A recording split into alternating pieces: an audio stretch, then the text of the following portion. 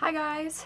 Here it is, a review many of you have been waiting for and continually asking me to do, and that is A Dance with Dragons by George R.R. Martin. How do I sum up this book, while still being spoiler-free, is a challenge that I have had to do a few times now with all of the other books in this series, A Song of Ice and Fire. If you want to see all the way back to A Game of Thrones, you can find it on my channel. They're all there. I have now finished the latest book in the series and can be spoiler-free on the internet, which is kind of nice. My initial thoughts upon finishing this book was that I enjoyed it more than I did Feast for Crows, which was great, but not more than I did A Storm of Swords. My feelings on it, now that it's been about a week since I finished it, is that this would be second in terms of how good it was compared to the rest of the series, with Storm of Swords being on top, followed by this, then A Game of Thrones, A Feast for Crows, and A Clash for Kings. That's my current order, my personal opinion on how I feel the books should be ranked based on the content. First of all, this copy, I've had a lot of questions about this because I've showed it a couple times in other videos. This mass paperback copy I picked up in Austria when I was studying abroad. This is not currently available in the US. I'm not sure about Canada, but I'm assuming they're on the same level. So this is an international mass paperback copy in English, but it's not available in the US yet. As far as I know, it's not coming out until October. Don't quote me on that, I'm not the publisher, but just for people who are wondering where on earth I picked up this copy, because I know a lot of people want this version for their collections, it's not quite available in the US yet. This version, I'm not sure about the hardcover, but the mass paperback version starts off with a short note from George R.R. Martin saying, "Hey, I know it's been a really long time since I published A Feast for Crows, and in that book I promised you that I'd be putting this one out a lot sooner, but that's not the case, so let me remind you what's going on." And he says, hey, A Dance with Dragons is happening at the same time as A Feast for Crows. They both start off right after A Storm of Swords and when all that shit went down. And now he's saying, alright, so Feast for Crows was focusing on King's Landing and Dorne and those places, and this one focuses on the Wall and across the Narrow Sea, so we have different point of views. We finally get to see Daenerys again, we get to see Jon again, we get to see a couple other characters who aren't quite as important. So I really appreciated the fact that he put in that note and apologized, because in my other review I was saying, you know, this is kind of hilarious because he said that it was going to be published right away. Obviously I'm reading these a little bit after they've come out, so I was able to read them bam bam bam right in a row. But for those people who had to wait 6 years or whatever it was before this one came out, I would have appreciated this note even more. Now, I enjoyed what I read of this book about 85% of the time. There's been a steady increase in the amount of minor character point of views in these books. I felt it was even more so in this book. There's one character, Barristan Selmy. His storyline kind of breaks off from Daenerys at a certain point. I don't really consider him a major character, but he has multiple chapters in this, so I don't quite consider him a minor character anymore.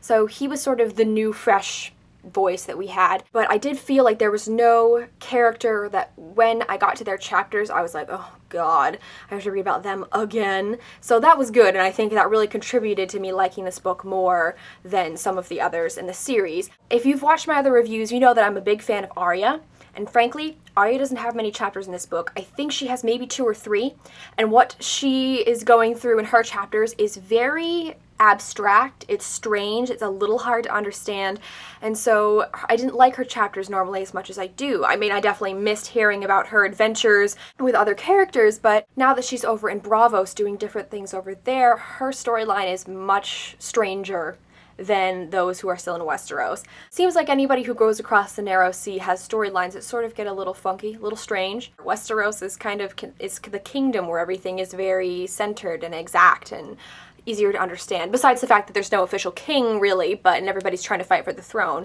Never mind that fact, but if you go across the Narrow Sea, things are stranger, cultures are different, they're foreign, so anybody who ends up over there, their storyline eventually becomes a little weirder to understand, and the names are stranger, things like that. So Arya's over there, and I didn't really see her that much in this book, so her storyline, actually, I can't really call her my favorite character in this book to read about, because she barely made an appearance. However, I've always liked Jon, but I found his point of views in this book really, really interesting because a lot was happening up on the Wall. Stannis, Melisandre was there, Queen Cersei was there, we had all of the free folk. There was just a lot of stuff happening in his chapters, and I found them really, really fascinating. I've continually have a love-hate relationship with Daenerys, and that is definitely holds true still in this book. I'm all for, you know, writing strong female characters, but at the same time, she has gotten herself in so much shit. Like, she is not prepared to handle what she has gotten herself into. And yes, she has strong people behind her. Note the fact that all of them are men, but the people who are really doing the pushing for her are the men, and it's just odd. Like, yes, she has a good presence and a good speaking voice, and she's certainly stern, and she almost takes no prisoners. Not quite, but she's definitely willing to take the throne. But the thing is, she's still across the narrow sea, and she needs the throne of Westeros, and she's over there, and she's gotten herself in so much trouble, and in such bad situations. I don't know how she's gonna get out. Tyrion's chapters were actually a little bit more annoying than usual. I felt that we went back to him too much. Tyrion was he was in such a bad place for a lot of this book. Since all the events that happened to him in Storm of Swords are still affecting his psyche in this book, there's a lot of times where he just keeps saying the same thing over and over again about his father and his family, and I'm just like, okay, Tyrion, you did that, and you have to take responsibility for the fact that you did that, and you need to stop mentioning it every 5 seconds. He definitely picks up towards the end, though. He gets his good sense of humor back. He starts to be the old Tyrion that I liked reading about, the one who is manipulative for his own purposes.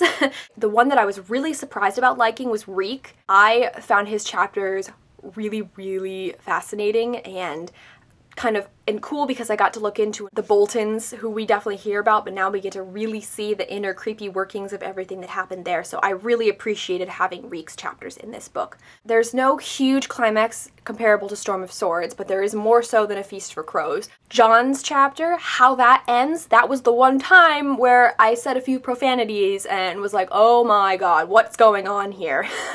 Oh god, I can't say it because I'm trying to be spoiler free here, but like, ugh. He sets it up a certain way, but it's not gonna have to end that way. It can't end that way, so something, George R.R. Martin.